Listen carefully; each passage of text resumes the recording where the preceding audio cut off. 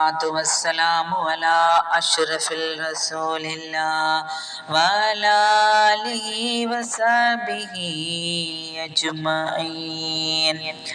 ഏറെ ബഹുമാനപ്പെട്ട ഉമ്മമാരെ, സഹോദരങ്ങളെ, എന്നെ കേൾക്കുന്ന എല്ലാവർക്കും അസ്സലാമു അലൈക്കും വറഹ്മത്തുള്ളാഹി തആല ബറകാതുഹു.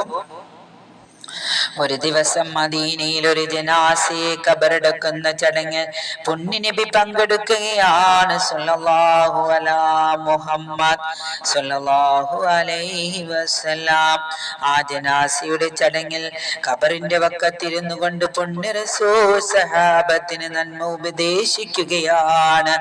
ആ സമയത്ത് ഒരു സഹോദരി വന്നുകൊണ്ട് അവിടുത്തെ ക്ഷണിച്ചു, ഭക്ഷണം കഴിച്ചിട്ട് നേരമായില്ലയോ, എന്റെ ക്ഷണം സ്വീകരിച്ചാലും എന്റെ ക്ഷണം സ്വീകരിച്ചു വന്നാലും മുസ്തഫ സല്ലല്ലാഹു അലൈഹി വസല്ലം എന്റെ വീട്ടിലേക്ക് അണഞ്ഞാലും മുസ്തഫ സല്ലല്ലാഹു അലൈഹി വസല്ലം എന്റെ ചെറിയ ഭക്ഷണത്തിൽ പങ്കുകൊണ്ടാലും മുസ്തഫ സല്ലല്ലാഹു അലൈഹി വസല്ലം.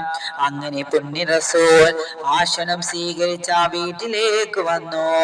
ആടുമാംസം കൊണ്ടുള്ള ഭക്ഷണം വിളമ്പി വെച്ചു.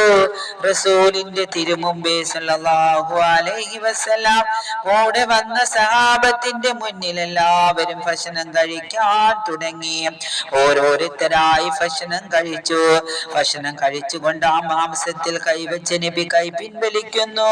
അവിടുന്ന് മിണ്ടാതിരുന്നു കൊണ്ട് ആതിഥേയായ സ്ത്രീ സഹോദരിയോട് ചോദിക്കുന്നു, ഈ ആട് ഏതാടാണ്? ഇത് നിങ്ങൾക്ക് എവിടുന്ന് കിട്ടി?